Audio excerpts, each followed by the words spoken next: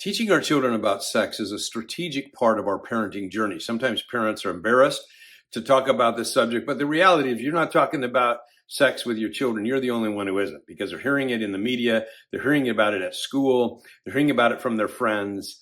It's not today a question of if our children are going to see pornography, it's when, because it's just so prevalent. Our children need to have some guidance in this area, and it's best if we head this off early and we're proactive about teaching this subject. Now, how do we do that?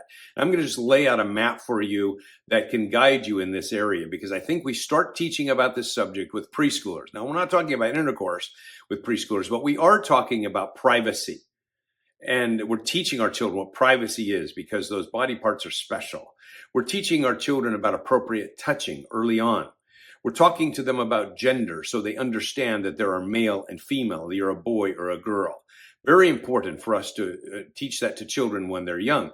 There's a movement around our country now with preschool education, is that you don't use the term boys and girls because the children don't know whether they're boys or girls yet. Well, I would just encourage you to tell them so that they know this is not something that we're going to cater to, that we're going to help our children understand this very important reality that God made man male and female. And so we want to be able to grasp that idea for them early on to help them head off any identity issues in the future. So we start this at the preschool age. Now, when our children move into the elementary age, then at that point, we're teaching more about where babies come from. We're talking about pregnancy. We're talking about childbirth. We're talking even about the placenta is kind of an interesting thing for kids to grasp. We're talking about this idea, this biology of childbirth and the babies growing in the mom's tummy. So this idea is very important. Now, at between 9 and 11 years old, this is when we start talking about how the body's changing, and we're introducing the idea of sex.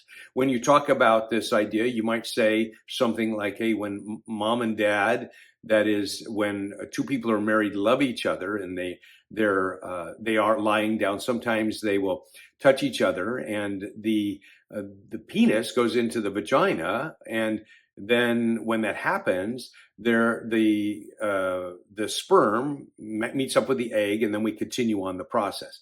And children are often surprised by that if they haven't heard about it already, but we're helping them understand what that looks like.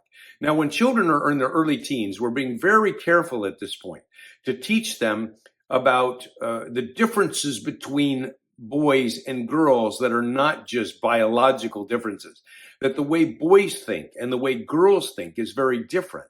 And understanding them is a lot of fun and interesting, and it's a great experience, but you also have to realize the value of what God has created. And because they're attracted at that point many times. And so we need to teach them a verse like Hebrews chapter 13, verse 4. Marriage should be honored by all, and the marriage bed kept pure, for God will judge the adulterer and all the sexually immoral. There's so many good things in the scriptures to talk about sexuality and to teach children about sex and God's appropriate design for it.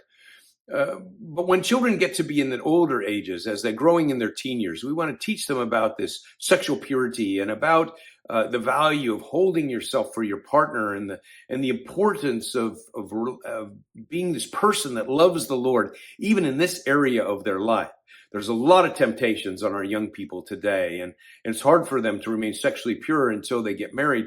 But if they can catch a vision for this, it can help them greatly. So we start this when their children are young. We carry this through their lives, so they're learning about this subject in very appropriate ways, and they're learning about it from their parents. If you'll do some work in teaching this, it will help our children in some very important ways to avoid some of the pitfalls that exist in our society today.